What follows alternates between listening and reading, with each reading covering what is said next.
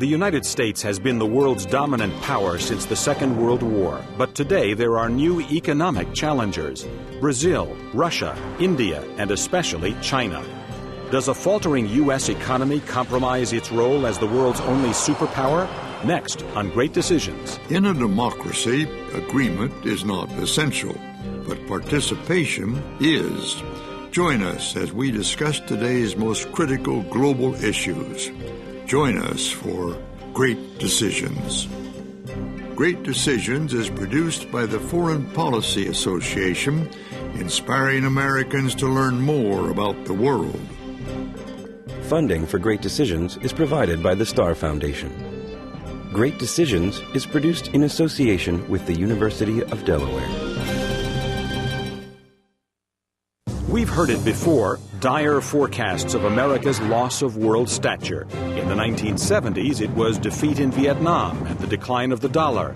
In the 1980s, it was Reaganomics and the rise of Japan. In the 1990s, the collapse of the world order following the end of the Cold War. Today, new economic players are vying for influence on the global stage.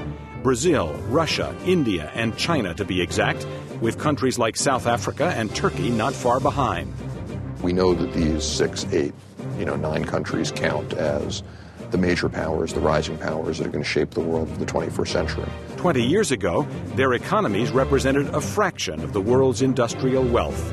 But analysts predict that 20 years from now, these countries will be dominant forces in the global marketplace. Brazil was once best known for lawlessness and inflation. Now it is energy self-sufficient, one of the world's foremost producers of alternative fuels, and a powerful voice in global trade talks. If you talk to companies, it's all of a sudden the most interesting place for companies to invest. Russia, flush with oil money, is reviving an anti-American tack not seen since the 1980s. Ignoring U.S. protests, Russia invaded Georgia. Repeating its stance during the Cold War, Russia is befriending Iran and Syria, trying to block the expansion of NATO. India has the world's fastest expanding workforce. Once supplying the workforce for call centers outsourced by U.S. companies, new Indian graduates are now competing with the American firms that once employed them. America's most formidable opponent today is China. Not long ago, it was a stagnant Maoist state. Now, China is the world's fastest growing economy, and its economic heft comes with considerable political strength. China defies international conventions on currency, copyrights, Darfur, and Tibet. What you're going to see in the 21st century is a return to the norm where China and India always had and will now continue to have the world's largest economies. Will these new economic challengers keep growing, or might they burn out? Do they aspire to superpower status? How will they use it, and how will the U.S. respond? Rising Giants, the world's fastest growing countries, coming up next on Great Decisions.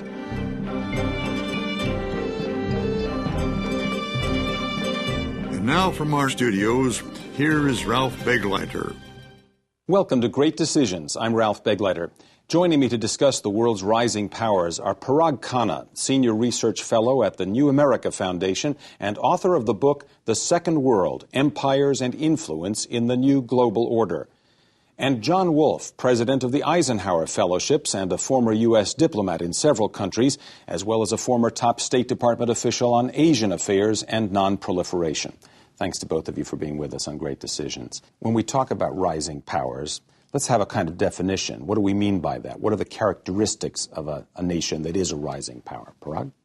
The rising powers or emerging powers in the world are not only becoming substantial forces and drivers in their own regions, in other words, even organizing the regional institutions around themselves, but they're also starting to reach out and conduct global diplomacy in all directions. Turkey has good relations with Europe, with Russia, with the Arab world as well, even with Israel now.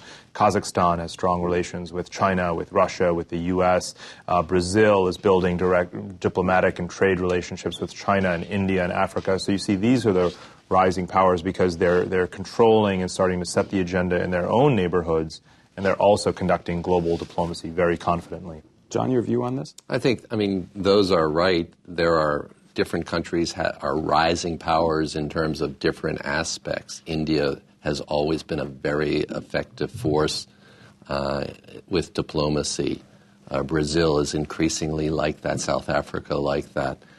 I think none of the ones one would name, Russia or China, India, Brazil, South Africa, none of them are truly world powers in the way that most people have defined the United States in terms of our ability to project force, to project our values, our culture for better or worse, our system sometimes for better or worse. We have problems, but the whole world is affected by things that happen in the United States. These others do it in different aspects. They're all growing economically, and they are increasingly important factors, but whether they are the power yet, China would be the one in the economic sphere, which is a world power. Great Decisions spoke to some other experts about this as well. Let's hear who's on their list.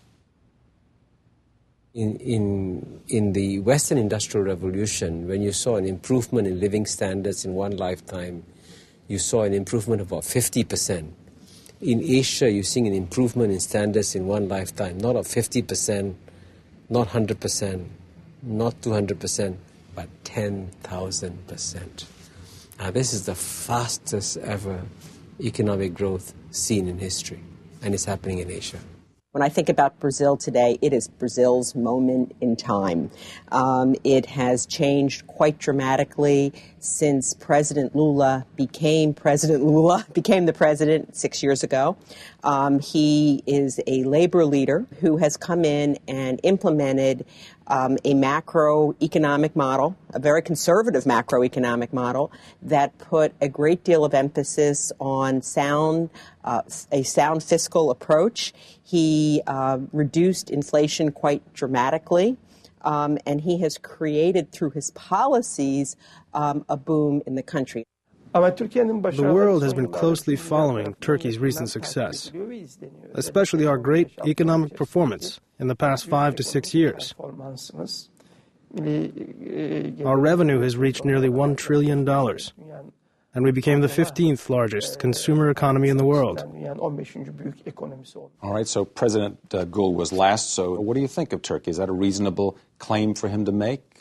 Parag? Absolutely. Turkey is a fascinating example. Because of its geographic position, it's not actually reliant on Europe in order to be a great power. And that's the misconception that a lot of us have in the West. We look at Turkey and we believe that their sense of self-worth and that their world role hinges on acceptance eventually into the European Union. That's not actually the case.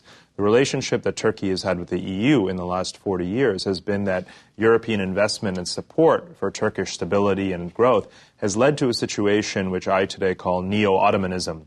You have a Turkey that sees itself as a regional power that can have relations with, in all directions, good relations with Russia, with Iran, with Syria, with Iraq, and all over, and including with Europe. But it sees itself very independently, and that's not the way we tend to think of it. So I think the president is absolutely right that Turkey is very much a confident rising power. A military power in any way? It's a sizable military regional power. It has a sizable army and a growing economy. I spent a lot of time in Turkey working on the Baku-Ceyhan oil pipeline and working with the president of Turkey and the countries to the east. But it's a regional power. It's growing. It's a very important cornerstone country, important facing east and important facing west. I wouldn't put it in the same category as a China or a Brazil. Parag, I don't think Americans think of Brazil as a world power, really. They think of it as a large nation, but not as a world power. Is that a mistake on the part of the United States? What's important is to see Brazil the way Brazilians see Brazil, and they see themselves as the America of South America, not as a subservient junior partner in the hemisphere, but they certainly aspire to be an equal with America. That may or may not ever happen. The point is that we have to respect their ambitions and understand that sensitivity when we deal with them, especially today as Brazilian confidence is growing in its political and economic elites and its global trade diplomacy, where they've had a very huge impact on the WTO and in other areas. So I think we have to, with or without nuclear weapons, really respect Brazil a whole lot more than we have. Would you characterize India as a world power at this point? I would term it as a large and growing power. It's certainly the strongest by far in its region, but a world power, not by the definition that I started with, which is both the ability to project force and to project influence all around the world, and to gain the respect of everybody for who they are and what they stand for. Parag, you want to comment on that? Is India a world power? I completely agree with John. There's a lot of overestimation going on as to India's present reach and its potential reach. It has massive structural liabilities. There's enormous geographic constraints. A lot of people just say China, India, even Chindia, as if they were the same. Or an equally big mistake is to say, well, here's a country of 1 billion people and here's a country of 1 billion plus people. They're both in a neck-and-neck race. But China borders 14 other countries, has a 50 million strong diaspora, has a very coherent regime. India is a sprawling, messy democracy with very little consistency in its foreign policy and is surrounded by water and by the tallest mountains in the world, and a smaller diaspora and less sense of its role in the world. So its power projection capability is more limited, its ambitions are more limited, and it's very far behind China in the grand scheme of things. Now that takes us to another area I want to cover. Each of these countries we've talked about, and some others we haven't, project their power in a certain way. And some of them, as we've discussed, do it militarily. Some of them do it in other ways. India projects its power in terms of its potential consumer power and in terms of its energy influence and climate change influence. India could influence the United States in a very strong way in terms of the climate in the future based on its decisions on use of energy. How do these countries project their power in the world? They do it differently. They all do it very differently. India is capitalizing on the globalization age. It's using its technological know-how to be one of the world's main software production centers, and it provides some very sizable percentage of the software or is part of the production chain of a lot of software that's used in the United States. So it has become a very important technological center. It uses its diaspora to build influence. It has, trade representatives and partners all over the world. It is certainly active in energy diplomacy, exploring oil and gas exploration in Southeast Asia, in the Middle East, in Africa. Those are the ways in which, those are the foundations on which Indian influence will be built in the 21st century. And of course, it is very different from the 20th century. It is not a military exercise the way one would traditionally think of great powers rising. And in that, it's an admirable goal. Some of our great decisions experts, other experts, also commented on the non-military ways in which many of these world powers or growing powers express their power. Let's listen to what they have to say. I think one of the miscalculations that the Bush administration made was that they predicated their national security policy and their approach to world affairs on the premise that the United States could be the predominant power in the world, and that we would brook no peer competitors. That simply is not a sustainable approach given the new power dynamics that are at play in the world today. Brazil, unlike, frankly, even the United States, has pursued a 20-year energy strategy. Brazil, an emerging economy, a BRIC, being so advanced in this space, frankly, I think is a role model for many other countries to follow. In terms of the creation of alternative energy sources. They've also taken a leadership role in Haiti. They're working in some African countries to reduce malaria together. When it is necessary, our army and police forces play an important role to protect peace. From Afghanistan to Kosovo, from Bosnia to several countries in Africa.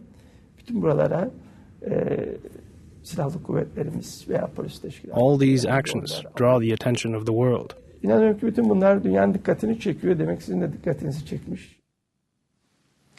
John, you spent a lot of time in Asia working with Asian countries. I want to ask you about China's projection of power. It's got a huge military, but it, for the most part, has not projected that military force outside its own borders. We had the spacewalk in 2008. Do you think China is on the verge of emerging as an externally projecting military power? Their history doesn't suggest that. The only projection externally that we would probably talk about right now is the situation across the strait in Taiwan, and there the election of a new president in 2008 has opened up the possibility of a dialogue that perhaps could reduce tensions. And of course the Chinese don't consider that external. And the Chinese don't consider that external. They have a running border dispute with India, and when we talked about India, we ought not to forget that it does have nuclear weapons, and it has engaged in active warfare with two of its neighbors. One might, the Sri Lankans might sometimes think that it was three of its neighbors. So it uses military power. Military power is something you have to think about there, but that's kind of an older concept. I wouldn't think about China as a threat, for instance, as we look at it, not a threat to the United States, and really not a threat as a global power. Not a threat to the rest of the Pacific? It will have influence because it is so large and so involved, and over the last decade or more, they have built their ties economically.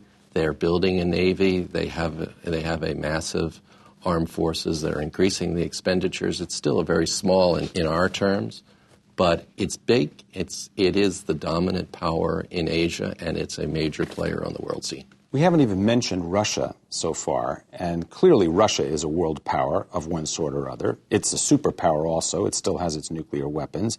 Russia's actually been using its military power more recently.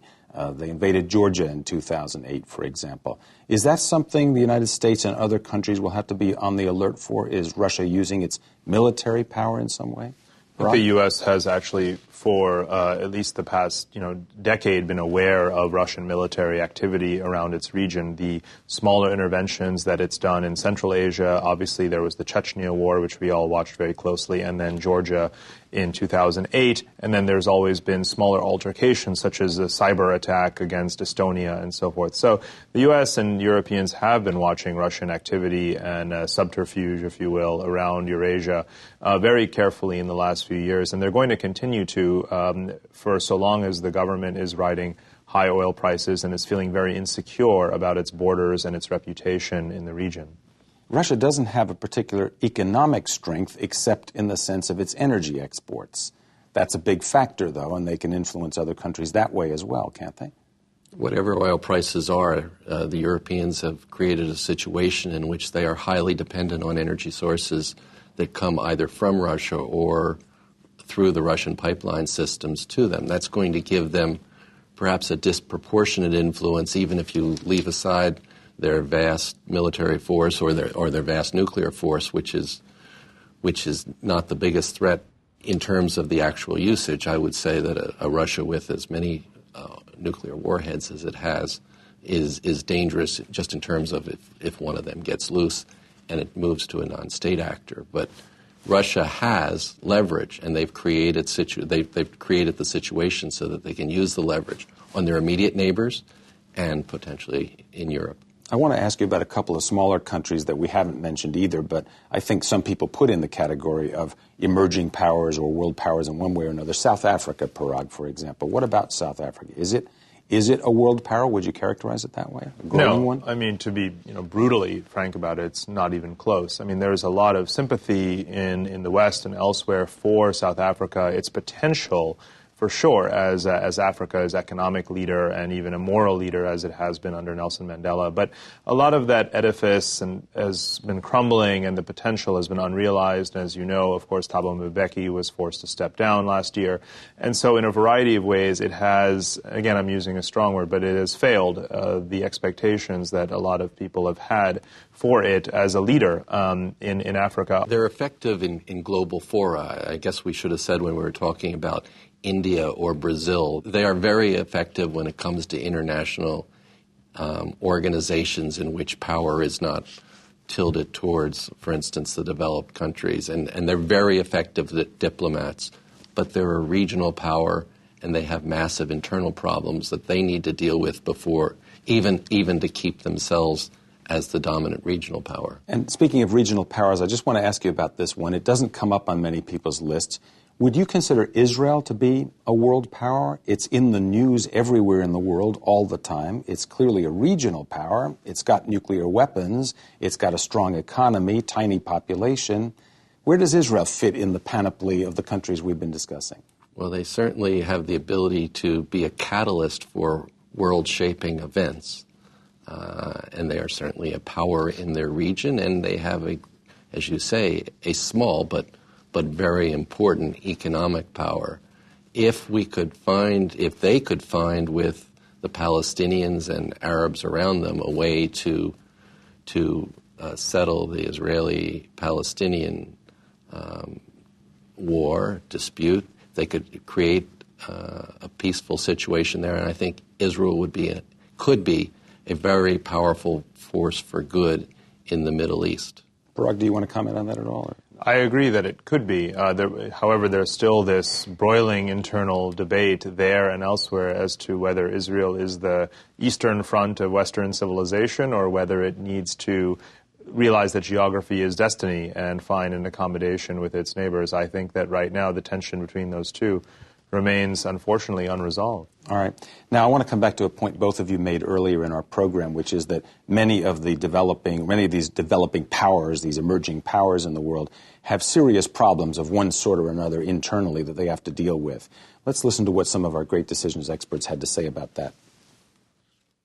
One of the interesting features of the globalized economy is that we see winners and losers spread out very unevenly. Yes, there is still a huge disparity between the rich and the poor. Brazil spends about 4% of GDP on education, which is more than India, more than China.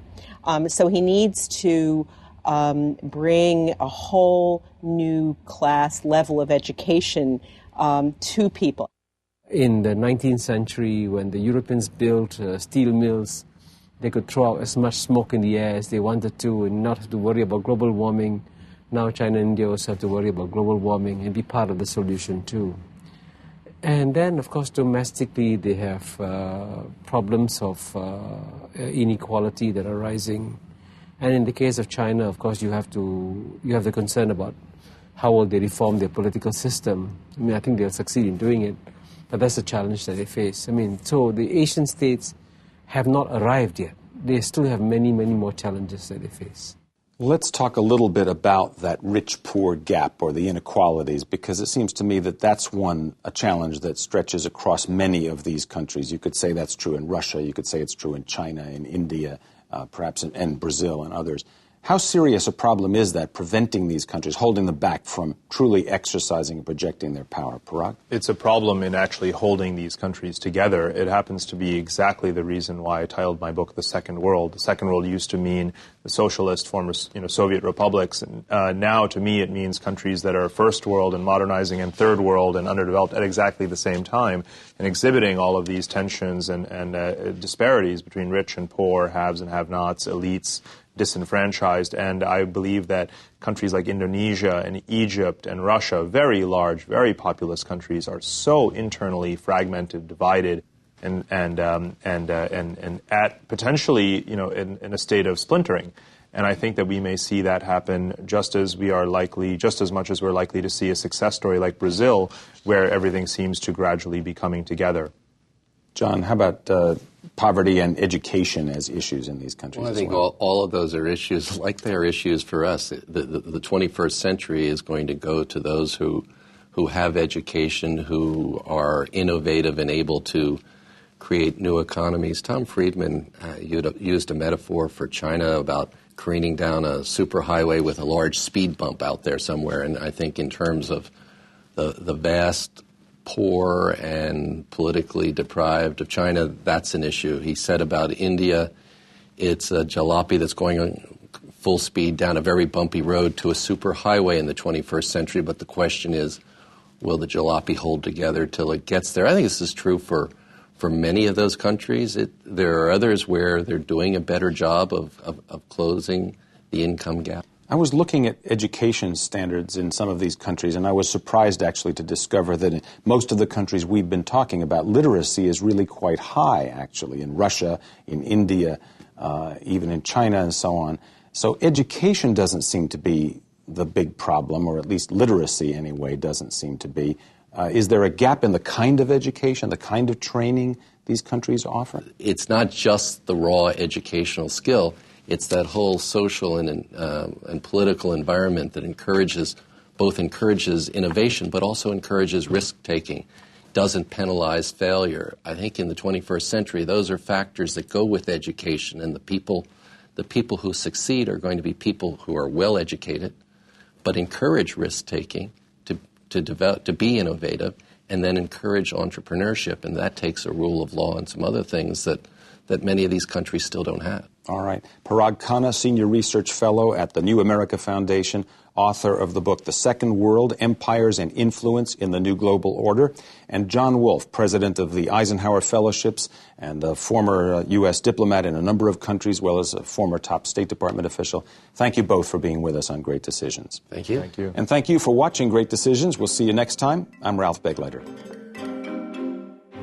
To learn more about topics discussed on Great Decisions, visit our website at www.greatdecisions.tv. To order a copy of the Great Decisions Briefing Book, a DVD set of this series, or join a Great Decisions discussion group in your area, contact the Foreign Policy Association. Funding for Great Decisions is provided by the Star Foundation. Great Decisions is produced in association with the University of Delaware. Next time on Great Decisions, the Arctic. Its vast frozen ocean, flanked by 8 nations, has long been prized by explorers, traders, Cold War militaries, and prospectors. But the region is changing. As the Arctic ice melts, who has the right to claim the region's precious natural resources? Next time on Great Decisions.